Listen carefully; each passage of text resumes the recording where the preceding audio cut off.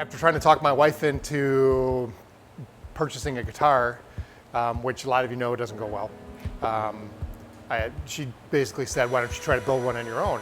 And I did do that in high school, and I've had a lot of woodworking experience, so I thought through the process, and I looked at a few YouTube videos and went, yeah, you know, I could do that. So built my first guitar for myself personally. A buddy of mine, thank you Dale, kind of got wind of what I was doing, and I showed him some stuff and asked me if I could do a left-handed bass, because the left-handed guitar players are hard to find guitars.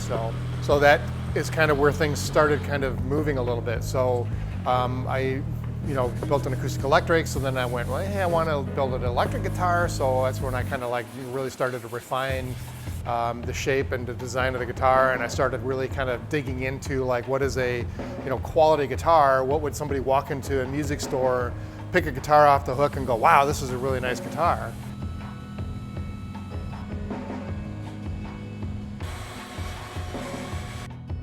You don't reinvent the guitar. I think that's the bottom line. Is it's kind of just a classic shape and design. It's a little bit of an offset, which I kind of personally like. It has a little bit of motion to it when you look at it.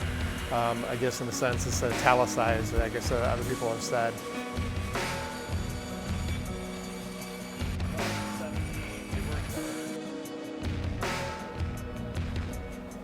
So it just kind of went from building one guitar, and then I found somebody who was interested in that and they wanted to buy it.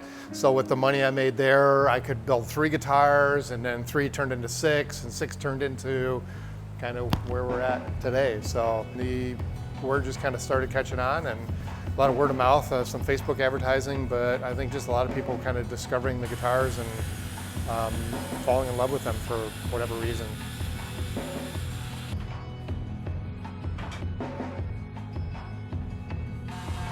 The actual Traverse City Guitar Company came along much later, after I'd been building for a few years. So that opportunity presented itself, and was an awesome fit with what we were doing as far as building not only the guitars but also the ukuleles, which came along a little later on.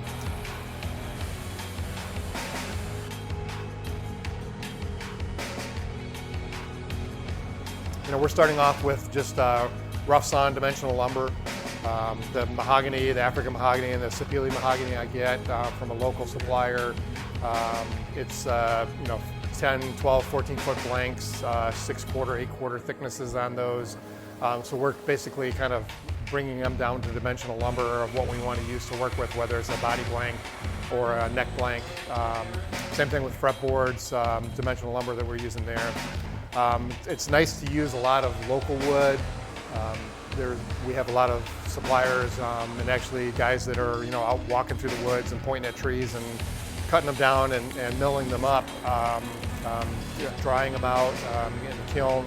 So there's a lot of sources available locally to do that as well. So it's really fun to be able to kind of tie an instrument and the wood used in it to kind of the surrounding counties around the area. Sometimes there's even some deeper stories that we can get into with the woods, because we know exactly where they've come from. So just really kind of neat historical and kind of components to Traverse City and the surrounding counties here as far as the wood goes.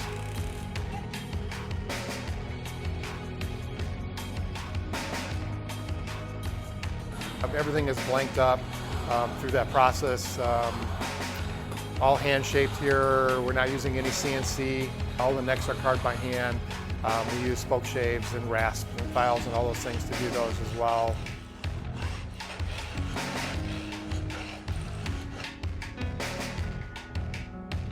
This space just recently kind of presented itself and jumped at the opportunity, obviously, because it's about 3 times the space now. So now we're in roughly a 6-car garage as opposed to a 2-car garage, which previously was a third of a 2-car garage kind of thing. So where do we go from here?